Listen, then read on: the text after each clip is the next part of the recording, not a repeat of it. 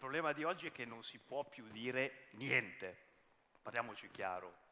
C'è sempre qualcuno che si offende, qualcun altro che ti corregge, riscrivono i libri, buttano giù le statue. Avete presente le fiabe per bambini di Roald Dahl che molti di noi avranno letto da bambini? Beh, un editore britannico le ha riscritte per renderle, dice, più inclusive. Mentre qualcun altro ha scritto le parole "era un razzista" sulla statua di Winston Churchill a Londra. Per non parlare di quelli che ti dicono che certe espressioni sono diventate tabù, non si possono più usare, il modo di dire un po' démodé, il plurale al maschile. Beh, sì, questo è tutto vero, ma fermiamoci un attimo. Siamo veramente sicuri che non si possa più dire niente? Proviamo un po' a ribaltare la prospettiva. E se il punto fosse che fino ad ora si è potuto dire tutto, ma anche cose innocenti o apparentemente innocenti, intendiamoci, cose a cui non avevamo mai veramente pensato prima. Ecco, io vi faccio un esempio che viene dalla mia infanzia, da un termine che era entrato, diciamo, a forza nel lessico familiare, specialmente, ma questo è un altro discorso, quando veniva applicato alle condizioni di disordine della cameretta che dividevo con mio fratello. Ambaradan. Cioè una situazione confusa, caotica, una baraonda. Ecco, anche se quando lo usavamo in casa, a casa mia, non lo sapevamo, non ci pensavamo giustamente, ho scoperto dopo anni che il riferimento di questa espressione è in un eccidio terribile che le truppe di Mussolini hanno compiuto nel 1936 in Etiopia, sul monte Amba Aradam, e che ha ucciso più di 20.000 persone con metodi barbari, come proiettili e gas tossici. Ecco, proviamo a metterci per un attimo nei panni di una seconda generazione africana che vive in Italia, che è nata in Italia e che parla italiano. Verosimilmente questa persona non vorrà che un termine del genere sia entrato nel vocabolario comune, nel linguaggio comune, perché può riportare a un ricordo orribile che magari è doloroso per la sua stessa famiglia. Ecco, oggi ci troviamo a parlare con persone anche molto diverse da noi, molto lontane da noi, su piattaforme che spesso estremizzano i malintesi e incoraggiano anche un po', diciamolo, a puntare le dita sugli altri. Ma perché non impariamo a scegliere i termini che usiamo per comunicare? Spesso quando si discute di questi temi si usa un termine che effettivamente è davvero dovunque oggi, politicamente corretto, l'avete sentito in ogni salsa. Diciamo che volendo tentare una definizione un po' neutra di politicamente corretto, si può dire che è quell'insieme di idee, di pratiche che mirano a una maggiore inclusione, a una maggiore rappresentazione di categorie di persone che fino ad oggi non l'hanno avuta, non hanno avuto voce in capitolo nella nostra società. Per esempio non usiamo più la parola handicappato perché risulta offensiva e molti di voi sicuramente avranno visto almeno una volta o due lo schwa, cioè questo simbolo fonetico simile a una E rovesciata che si usa in certi contesti per superare, dicono i suoi sostenitori, l'uso del maschile al plurale dell'italiano. Il politicamente corretto dobbiamo immaginarcelo secondo me come una sorta di medaglia a due facce. In quella positiva è un tentativo di rendere la società più aperta, più ricettiva, più ancorata al presente che stiamo vivendo, attraverso appunto una maggiore inclusività. E su questo tornerei un attimo alla mia infanzia, perché c'era un'altra cosa che i miei genitori ripetevano a sfinimento, tanto da renderla una sorta di mantra educativo, diciamo. Tratta bene gli altri e loro tratteranno bene te. Poi magari non è sempre vero, intendiamoci. Ma se noi intendessimo il politicamente corretto in maniera semplice, come una sorta di modo di trattarci bene, di paradigma per trattarci bene l'un l'altro, chi avrebbe qualcosa da dire?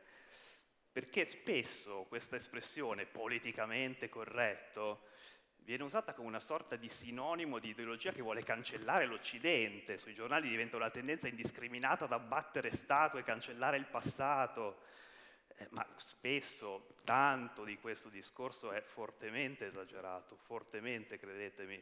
Come quando nel 2020 su un piccolo blog californiano 2 giornalisti hanno scritto che avrebbero preferito non vedere a Disneyland, in un'attrazione appena aperta a Disneyland, una scena del bacio definito non consensuale del principe a Biancaneve. E nel giro di pochissimo tutti i giornali del mondo hanno fatto titoli a 4 colonne, a 8 colonne su questi estremisti che volevano cancellare la fiaba.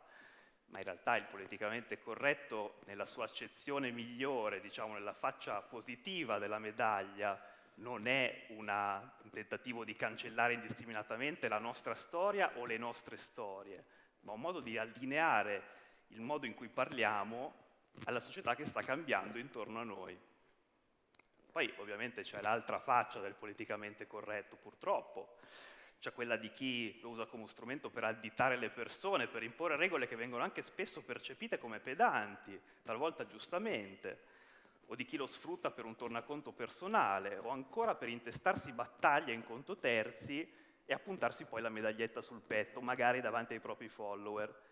E questo lo fanno aziende, lo fanno istituzioni, ma lo fanno anche piccoli influencer con cui abbiamo a che fare tutti i giorni. E questo, ahimè, ai noi, produce anche conseguenze negative e crea vittime collaterali. I casi da citare in questo senso vengono soprattutto dagli Stati Uniti, che sono il paese d'elezione di questi fenomeni, hanno una cultura puritana che li incentiva.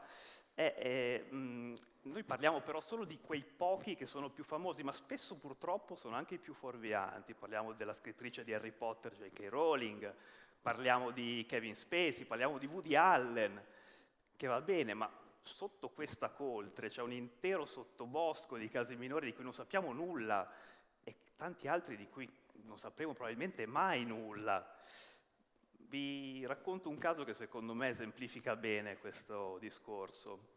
È quello di un operaio americano che qualche anno fa ha perso il lavoro perché alla fine del suo turno massacrante di lavoro stava tornando a casa sul suo pick-up e un altro automobilista l'ha visto tamburellare con la mano fuori dalla portiera e si è convinto che avesse fatto un segno di riconoscimento, questo, che fanno alcuni gruppi di nazisti online. L'operaio non sapeva nulla di questo simbolo, di questo segno di riconoscimento, non sapeva nulla neanche di questi circoli di nazisti online. Eppure l'automobilista gli ha fatto una foto, l'ha postata online e nel giro di 3 giorni, dopo che migliaia di persone avevano chiesto il suo scalpo, ha perso il lavoro, la sua azienda l'ha lasciato a casa.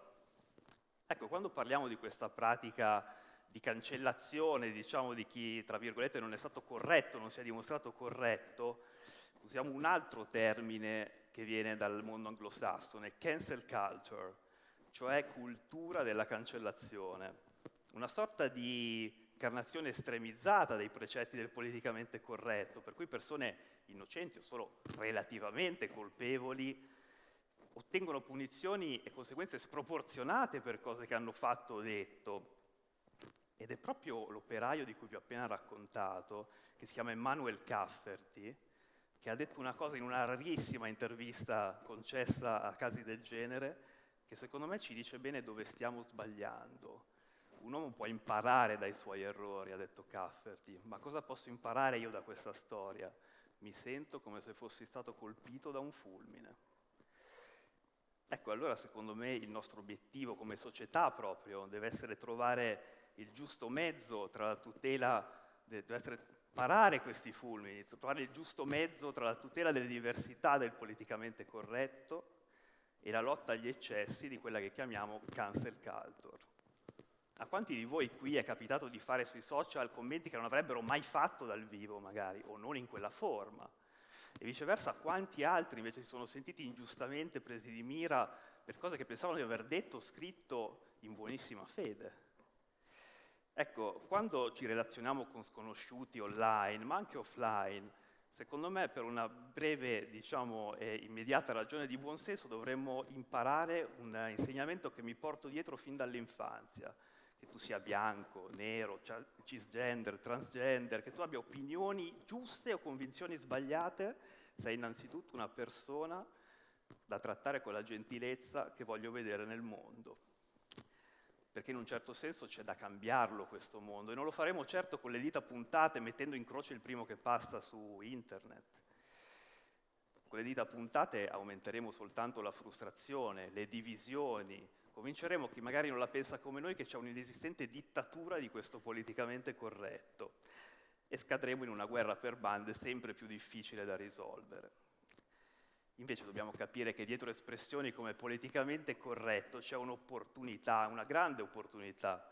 Quando si traducono in considerazione di chi non ha voce, di chi non l'ha avuta fin qui, non sono il veleno che ci raccontano, ma l'antidoto. È l'Occidente che impara a fare i conti col suo passato, a leggere il suo presente e ad aprire una porta sul suo futuro. Anche perché, signore e signori, altrimenti si rischia di fare un ambaradan. Grazie.